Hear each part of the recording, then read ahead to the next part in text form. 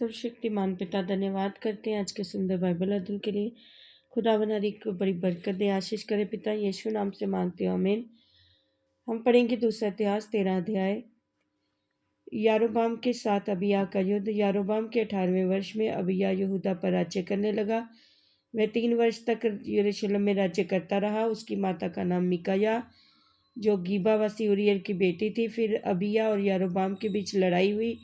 अबिय्याह ने तो बड़े योद्धाओं का दल अर्थात 4000 छटे हुए पुरुष लेकर लड़ने के लिए पांति बंधाई, और यारोबाम ने 8 लाख छटे हुए पुरुष जो बड़े शूरवीर थे लेकर उसके विरुद्ध पांति बंधाई। तब अबिय्याह समारैम नामक पहाड़ पर, जो प्रैम के पहाड़ी देश में है, खड़ा होकर कहने लगा, हे यारोबाम, हे सब इसराइलियों, मेरी सुनो। क्या तुमको ना जानना चाहिए कि इसराइल के परमेश्वर यहोवा ने नमक वाली वाचा बांधकर दाऊद को और उसके वंश को इसराइल का राज्य सदा के लिए दे दिया है। तो भी नबात का पुत्र यारोबाम, जो दाऊद के पुत्र सुलेमान का कर्मचारी था, वह अपने स्वामी के विरुद्ध उठा है। उसके पास हल्के और ओछे मनुष्य इकट्ठा हो गए हैं। और जब सुलेमान का पुत्र राहोबयाम लड़का और अल्लड़ मन का था और उनका सामना ना कर सकता था, तब वह उसके विरुद्ध सामर्थी हो गए। अब तुम सोचते हो कि हम यहोवा के राज्य का सामना करेंगे जो दाऊद की संतान के हाथ में है, क्योंकि तुम सब मिलकर बड़ा समाज बन गए हो, और तुम्हारे पास में सोने के बछड़े भी हैं जिन्हें यारोबाम ने तुम्हारे देवता के लिए बनवाया।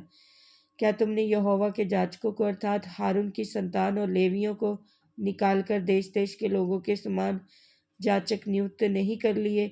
जो कोई एक बछड़ा और 7 मेढ़े अपना संस्कार कराने को ले आता, वह उनका जाचक हो जाता है, जो ईश्वर नहीं है, परंतु हम लोगों का परमेश्वर यहोवा है, और हमने उसको नहीं त्यागा। और हमारे पास यहोवा की सेवा टहल करने वाले जाचक, हारून की संतान और अपने अपने काम में लगे हुए लेवीय हैं। वे नित्य सवेरे और सांझ को यहोवा के लिए होमबलि और सुगंध द्रव्य का धूप जलाते हैं, और शुद्ध मन पर मेज की भेंट की रोटी सजाते और सोने की दीवट और उसके दीपक सांझ सांझ को जलाते हैं। हम तो अपने परमेश्वर यहोवा की आज्ञा को मानते रहे हैं, परंतु तुमने उसको त्याग दिया है।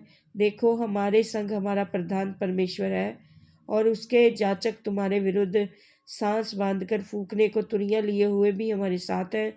हे इसराइलियों, अपने पूर्वजों के परमेश्वर यहोवा से मत लड़ो, क्योंकि तुम सफल ना होंगे। परंतु यारोबाम ने घातकों को उनके पीछे भेज दिया। वे तो यहूदा के सामने थे और घातक उनके पीछे थे। जब यहूदियों के ने पीछे मुंह फेरा तो देखा कि हमारे आगे और पीछे दोनों ओर से लड़ाई होने वाली है। तब उन्होंने यहोवा की दुहाई दी और जाचक तुरियों को फूंकने लगे। तब यहूदी पुरुषों ने जय जयकार किया, और जब यहूदी पुरुषों ने जय जयकार किया, तब परमेश्वर ने अबिय्याह और यहूदा के सामने यारोबाम और सारे इसराइलियों को मारा। तब इसराइली यहूदा के सामने से भागे, और परमेश्वर ने उन्हें उनके हाथ में कर दिया। अबिय्याह और उसकी प्रजा ने उन्हें बड़ी मार से मारा, यहाँ तक कि इसराइल में से 5 लाख छटे हुए पुरुष मारे गए। उस समय तो इसराइली दब गए, और यहूदी इस कारण प्रबल हुए कि उन्होंने अपने पितरों के परमेश्वर यहोवा पर भरोसा रखा था। तब अबिय्याह ने यारोबाम का पीछा करके उससे बेतेल, यशाना और एप्रोन नगरों और उनके गांव को ले लिया। अबिय्याह के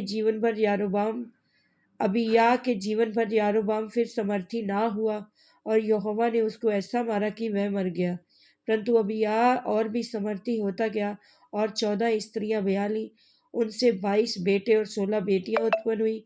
अबिय्याह के काम और उसकी चाल चलन और उसके वचन ईदो नबी की कथा में लिखे हैं।